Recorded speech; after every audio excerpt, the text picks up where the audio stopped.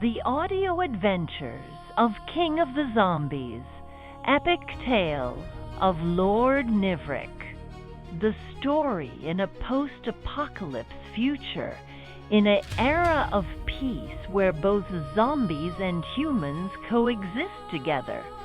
And old man sitting teaching kids the life lessons of how zombies and humans coexist together in peace, and the history of the world they live in.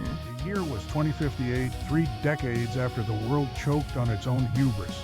They called it the Great Fall, a man-made virus, a microscopic monster unleashed by the very hand sworn to heal. I was just a boy then, a scrawny kid who watched the world bleed. But I remember it all, every crumbling skyscraper, every whisper of hope, every roar of despair. This isn't just a story, it's a living memory, etched into the marrow of my bones. It's about Nivrik, the king of the zombies, a king not born of crowns, but of a burning, defiant heart. Our sanctuary, Sweet Home, nestled deep in Oregon's verdant embrace, offered a stark contrast to the blighted East Coast. There, the landscape was a canvas of desolation, skeletal cities clawing at a perpetually bruised sky, endless stretches of parched earth, and toxic wastes shimmering with an unholy glow. But even in Sweet Home, the shadow of biolaw loomed, a pharmaceutical empire twisted into a tyrannical regime. They were the architects of the plague, and now, 30 years later, they sought to restore humanity by unleashing weaponized zombies against their own original creations. I was barely a teenager when the whispers of Nivrik first reached us, tales carried on the wind by scavengers and refugees. A zombie, they said, but different, a leader. And then, one day, he arrived, not with a bang, but with a quiet, undeniable presence. I saw him from a distance first, a hulking silhouette against the setting sun. His skin, a mottled gray, seemed to absorb the light, but his eyes, 2 emeralds blazing in the twilight, pierced the gloom. He wore armor, cobbled together from scavenged tech and what looked like old military fatigues, but it was his aura, a quiet power that truly marked him.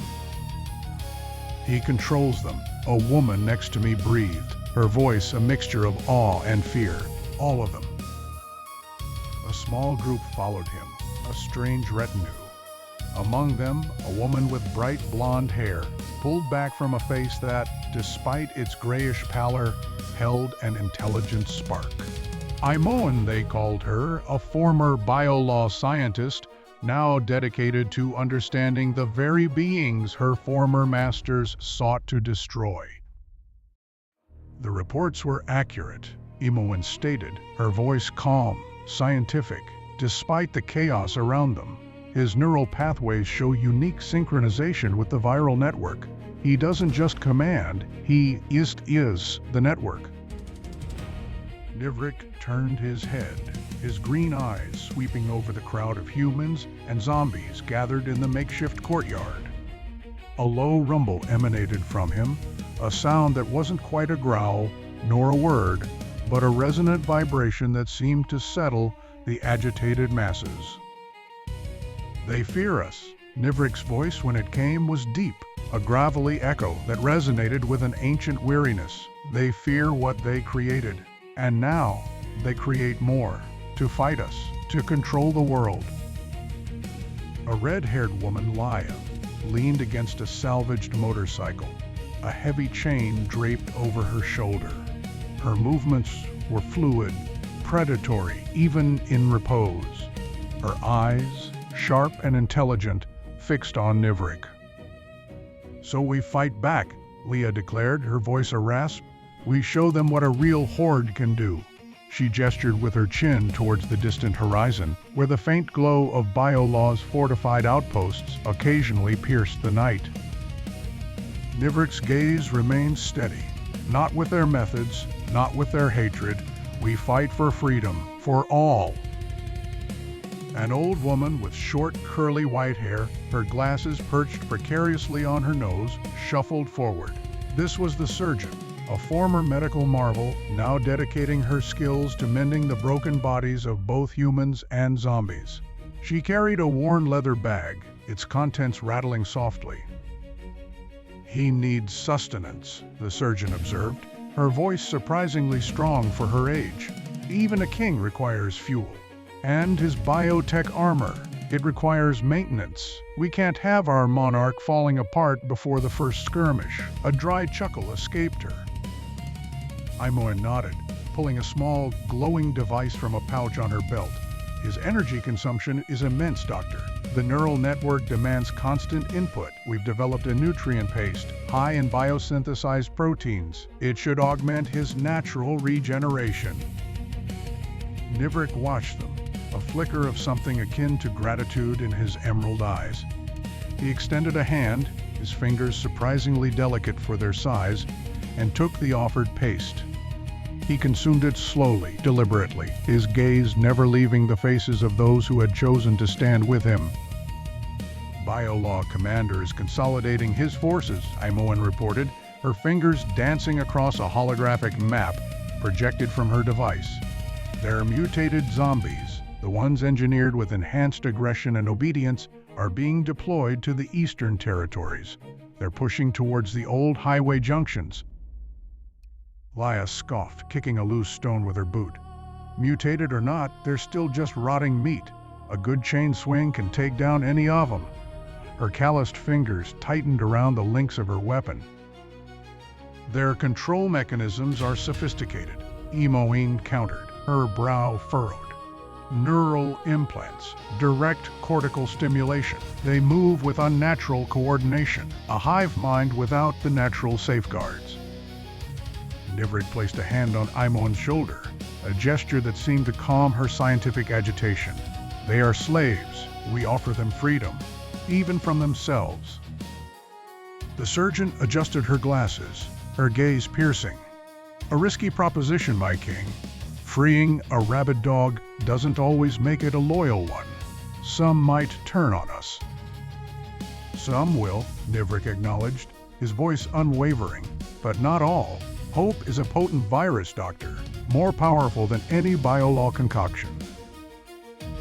The days that followed were a whirlwind of preparation. Sweet Home transformed into a buzzing hive of activity. Humans and zombies worked side by side, bolstering defenses, scavenging for resources, training. I watched Nivrik, fascinated, as he moved among them. He spoke little, but his presence was a constant grounding force. He trained the zombies not just in combat, but in control, in channeling their primal urges into disciplined movements. He taught them to recognize friend from foe, to protect the vulnerable. One afternoon, I saw him training a group of newly turned zombies, their movements still jerky, their eyes unfocused. Nivrik moved with them, his hulking frame surprisingly agile. He demonstrated a defensive posture, a fluid block, then a counterstrike. The other zombies, though still uncomprehending, seemed to mimic his movements, a strange, silent ballet of the undead. "He's teaching them to be more than just monsters," I whispered to my friend, a boy named Kale, who stood beside me, equally captivated. Kale, whose family had been wiped out by the initial plague, nodded solemnly. "He's teaching them humanity." The attack came weeks later, a storm of metal and flesh descending from the toxic skies. BioLaw's airships, crude but effective, blotted out the sun, dropping their mutated zombie forces like grotesque rain.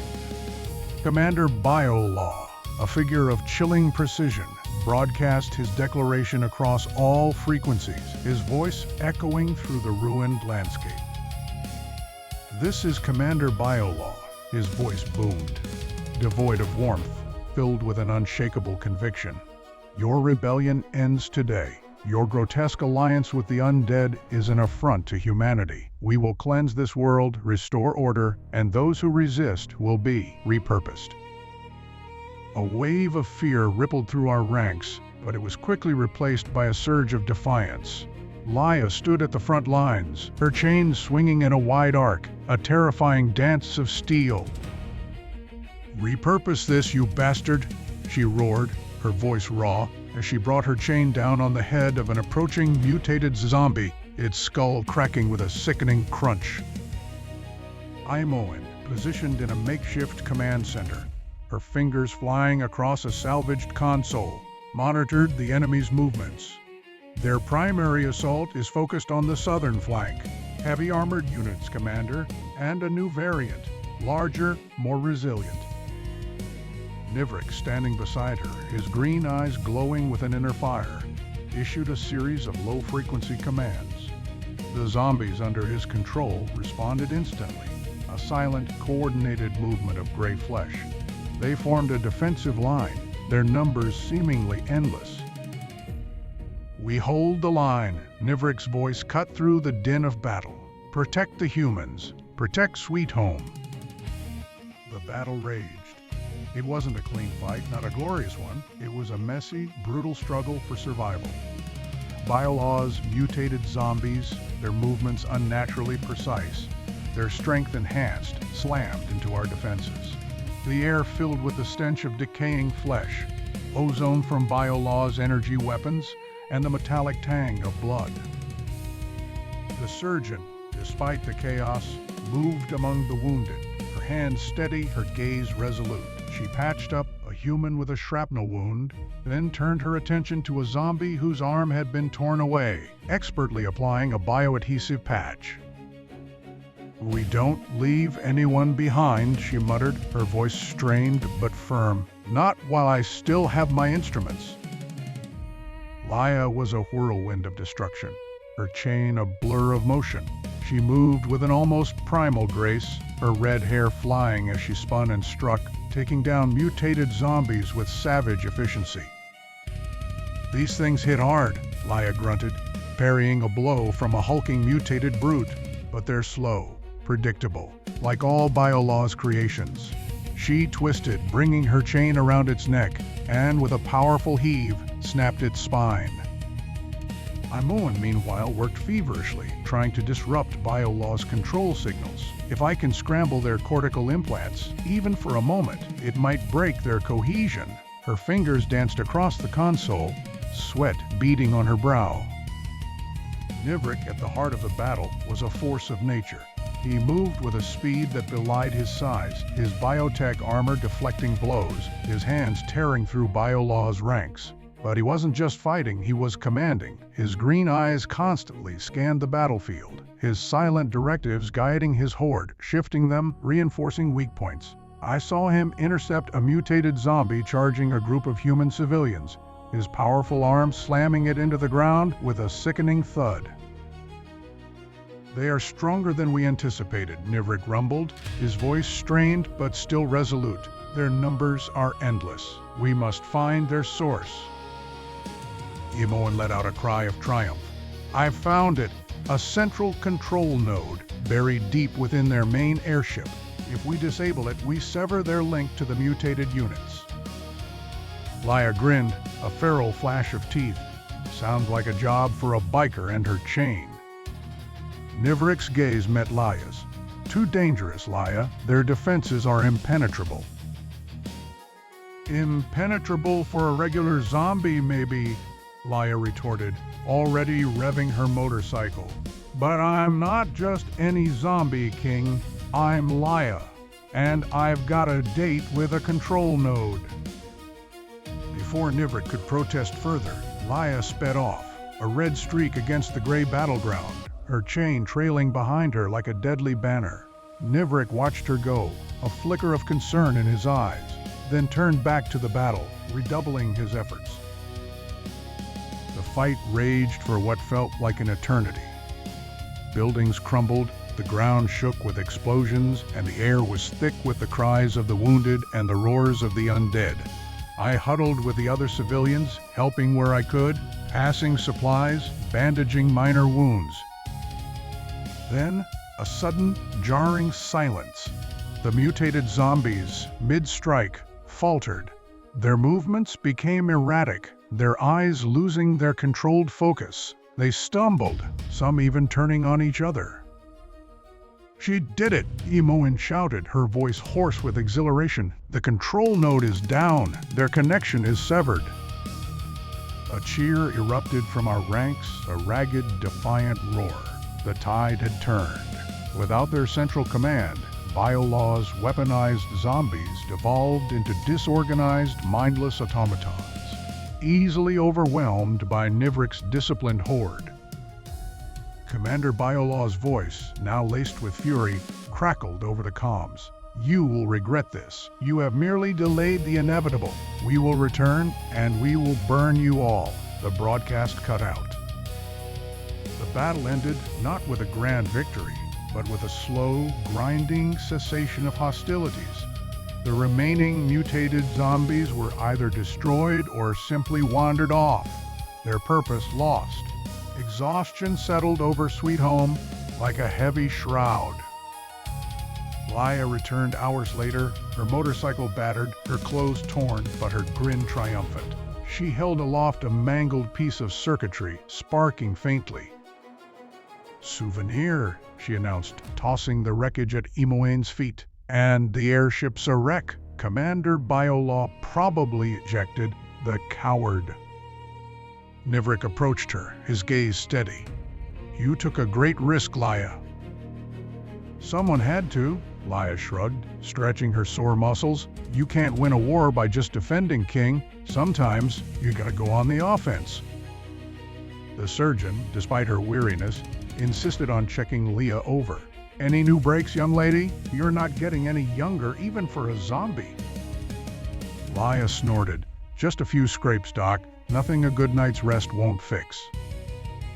In the aftermath, Sweet Home began to rebuild, stronger and more united than before. The victory, though costly, had forged an unbreakable bond between humans and zombies.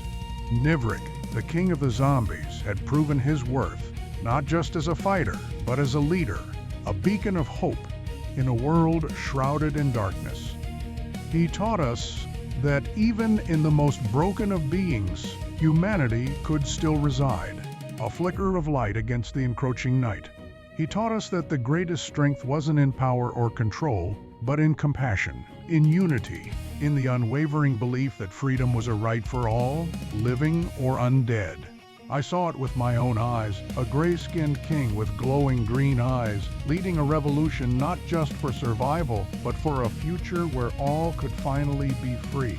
His reign, I knew even then, would be legendary. For freedom! Come stand!